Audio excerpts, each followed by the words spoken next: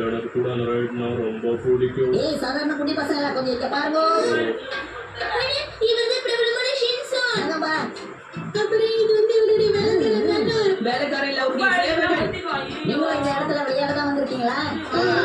ஆனா அதுக்கு எங்ககிட்ட காசு தான் இல்லை. உங்க நிலைமையை நினைச்சா ரொம்ப கஷ்டமா இருக்கு. அப்படின்னா என் கூட வாங்க. ஆனா உங்ககிட்ட காசு இருக்கா?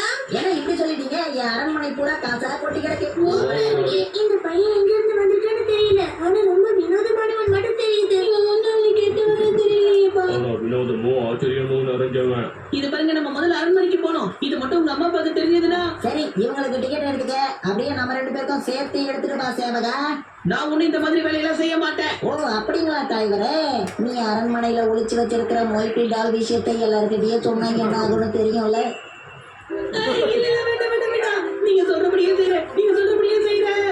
10, 11, 12, 13, சரி, டிக்கெட் எப்படி வித்துட்டு இருக்க? தலைவரே சும்மா சொல்லக்கூடாது, அருமையா இருக்கு. இத கேட்கறதுக்கு எனக்கு உண்மையாவே சந்தோஷமா இருக்கு. ஒகுரா டகாட்டாரோ இப்பதான் அவருடைய பார்ட்டியை முடிச்சிருக்காரு. அதையே சாக்கா வச்சு தேவைப்படுற பணத்தையும் கறந்திருக்காரு.